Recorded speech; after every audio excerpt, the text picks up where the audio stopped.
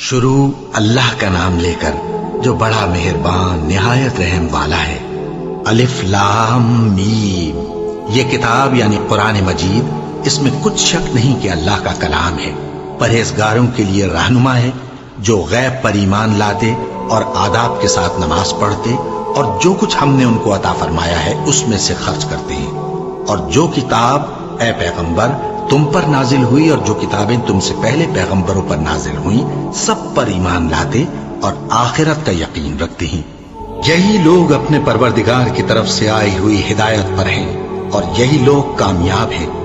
جو لوگ کافر ہیں انہیں تم نصیحت کرو یا نہ کرو ان کے لیے برابر ہے، وہ ایمان نہیں لانے کے۔ اللہ نے ان کے دلوں اور کانوں پر مہر لگا رکھی ہے اور ان کی آنکھوں پر پردہ پڑا ہوا ہے اور ان کے لیے بڑا عذاب تیار ہے۔ اور بعض لوگ ایسے ہیں جو کہتے ہیں کہ ہم اللہ پر اور روز آخر پر ایمان رکھتے ہیں، حالانکہ وہ ایمان نہیں رکھتے۔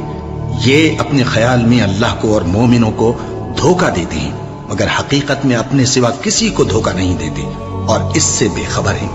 ان کے دلوں میں کفر کا مرض تھا، اللہ نے ان کا مرض اور زیادہ کر دیا اور ان کے جھوٹ بولنے کے سبب ان کو دکھ دینے والا عذاب ہوگا۔ اور جب ان سے کہا جاتا ہے کہ زمین میں فساد نہ ڈالو تو کہتے ہیں کہ ہم تو اصلاح کرنے والے ہیں، دیکھو یہ بلا شبہ مفسد ہیں لیکن خبر نہیں رکھتے۔ اور جب ان سے کہا جاتا ہے کہ جس طرح اور لوگ ایمان لے آئے تم بھی ایمان لے آؤ تو کہتے ہیں بھلا جس طرح بے وقوف ایمان لے آئے ہیں اسی طرح ہم بھی ایمان لے آئیں۔ سن لو کہ یہی بے وقوف ہیں لیکن نہیں جانتے۔ اور یہ لوگ جب مومنوں سے ملتے ہیں تو کہتے ہیں کہ ہم ایمان لے آئے ہیں، اور جب اپنے شیطانوں میں جاتے ہیں تو ان سے کہتے ہیں کہ ہم تمہارے ساتھ ہیں، اور مسلمانوں سے تو ہم ہنسی کیا کرتے ہیں۔ ان منافقوں سے اللہ ہنسی کرتا ہے اور انہیں مہلت دیا جاتا ہے کہ شرارت و سرکشی میں پڑے بہک رہے ہیں۔ یہ وہ لوگ ہیں جنہوں نے ہدایت چھوڑ کر گمراہی خریدی، تو نہ تو ان کی تجارت ہی نے کچھ نفع دیا اور نہ یہ ہدایت یاب ہی ہوئے۔ ان کی مثال اس شخص کی سی ہے جس نے شب تاریک میں آگ جلائی، جب آگ نے اس کے ارد گرد کی چیزیں روشن کی تو اللہ نے ان لوگوں کی روشنی زائل کر دی اور ان کو اندھیروں میں چھوڑ دیا کہ کچھ نہیں دیکھتے۔ یہ بہرے ہیں، گونگے ہیں، اندھے ہیں کہ کسی طرح سیدھے رستے کی طرف لوٹ ہی نہیں سکتے۔ کیا ان کی مثال میں کسی ہے کہ آسمان سے برس رہا ہو اور اس میں اندھیرے پر اندھیرا چھا رہا ہو اور بادل گرج رہا ہو اور بجلی کوند رہی ہو تو یہ کڑک سے ڈر کر موت کے خوف سے کانوں میں انگلیاں دے دے۔ اور اللہ کافروں کو ہر طرف سے گھیرے ہوئے ہے، قریب ہے کہ بجلی کی چمک ان کی آنکھوں کی بصارت کو اچک لے جائے۔ جب بجلی چمکتی اور ان پر روشنی ڈالتی ہے تو اس میں چل پڑتے ہیں، اور جب اندھیرا ہو جاتا ہے تو کھڑے کے کھڑے رہ جاتے ہیں۔ اور اگر اللہ چاہتا تو ان کے کانوں کی سنوائی اور آنکھوں کی بینائی دونوں کو زائل کر دیتا۔ بلا شبہ اللہ ہر چیز پر قادر ہے۔ لوگوں، اپنے پروردگار کی عبادت کرو جس نے تم کو اور تم سے پہلے لوگوں کو پیدا کیا تاکہ تم اس کے عذاب سے بچو، جس نے تمہارے لیے زمین کو بچھونا اور آسمان کو چھت بنایا اور آسمان سے مے برسا کر تمہارے کھانے کے لیے انواع و اقسام کے میوے پیدا کیے۔ بس کسی کو اللہ کا ہمسر نہ بناؤ، اور تم جانتے تو ہو۔ اور اگر تم کو اس کتاب میں جو ہم نے اپنے بندے پر نازل فرمائی ہے کچھ شک ہو تو اسی طرح کی ایک صورت تم بھی بنا لاؤ، اور اللہ کے سوا جو تمہارے مددگار ہوں ان کو بھی بلا لو اگر تم سچے ہو۔ پھر اگر ایسا نہ کر سکو اور ہرگز نہیں کر سکو گے تو اس آگ سے ڈرو جس کا ایندھن آدمی اور پتھر ہوں گے اور جو کافروں کے لیے تیار کی گئی ہے۔ اور جو لوگ ایمان لائے اور نیک عمل کرتے رہے ان کو خوشخبری سنا دو کہ ان کے لیے نعمت کے باغ ہیں جن کے نیچے نہریں بہہ رہی ہیں۔ جب انہیں ان میں سے کسی قسم کا میوہ کھانے کو دیا جائے گا تو کہیں گے یہ تو وہی ہے جو ہم کو پہلے دیا گیا تھا، اور ان کو ایک دوسرے کے ہم شکل میوے دیے جائیں گے، اور وہاں ان کے لیے پاک بیویاں ہوں گی اور وہ بہشتوں میں ہمیشہ رہیں گے۔ اللہ اس بات سے آر نہیں کرتا کہ مچھر یا اس سے بڑھ کر کسی چیز مثلا مکھی، مکڑی وغیرہ کی مثال بیان فرمائے۔ اب جو مومن ہیں وہ یقین کرتے ہیں کہ وہ ان کے پروردگار کی طرف سے سچ ہے، اور جو کافر ہیں وہ کہتے ہیں کہ اس مثال سے اللہ کی مراد ہی کیا ہے۔ اس سے اللہ بہتوں کو گمراہ کرتا ہے اور بہتوں کو ہدایت بخشتا ہے، اور گمراہ بھی کرتا ہے تو نافرمانوں ہی کو، جو اللہ کے اقرار کو مضبوط کرنے کے بعد توڑ دیتے ہیں اور جس چیز یعنی رشتہ قرابت کے جوڑے رکھنے کا اللہ نے حکم دیا ہے اس کو قطع کیے ڈالتی ہیں اور زمین میں خرابی کرتے ہیں، یہی لوگ نقصان اٹھانے والے ہیں۔ کافرو، تم اللہ سے کیوں کر منکر ہو سکتے ہو؟ جس حال میں کہ تم بے جان تھے تو اس نے تم کو جان بخشی، پھر وہی تم کو مارتا ہے، پھر وہی تم کو زندہ کرے گا، پھر تم اسی کی طرف لوٹائے جاؤ گے۔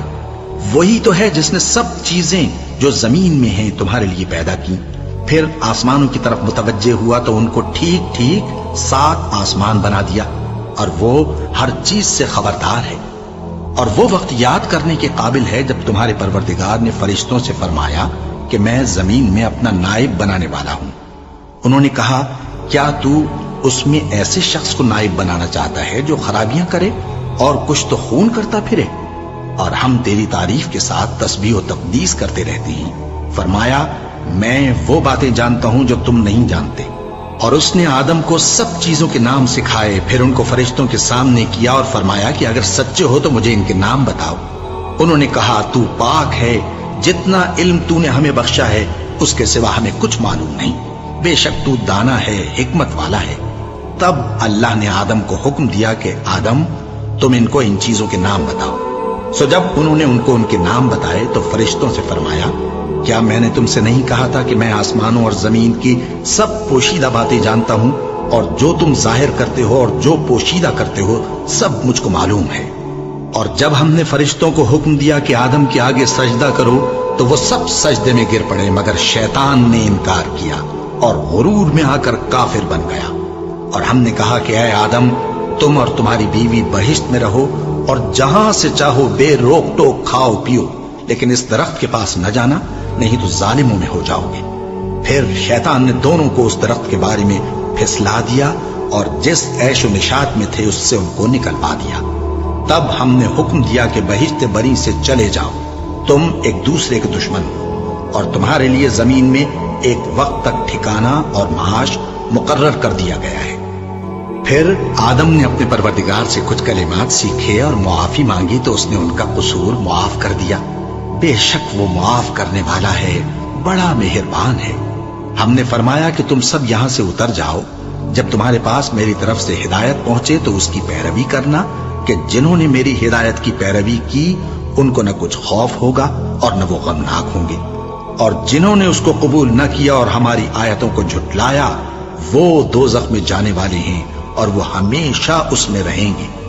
اے آل یعقوب، میرے وہ احسان یاد کرو جو میں نے تم پر کیے تھے، اور اس اقرار کو پورا کرو جو تم نے مجھ سے کیا تھا۔ میں اس اقرار کو پورا کروں گا جو میں نے تم سے کیا تھا، اور مجھی سے ڈرتے رہو۔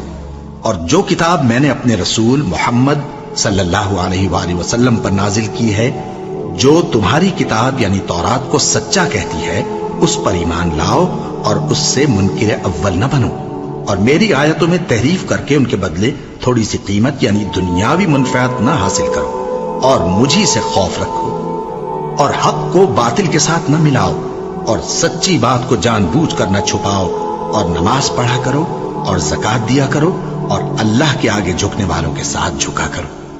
یہ کیا عقل کی بات ہے کہ تم لوگوں کو نیکی کرنے کو کہتے ہو اور اپنے تئیں فراموش کیے دیتے ہو، حالانکہ تم اللہ کی کتاب بھی پڑھتے ہو؟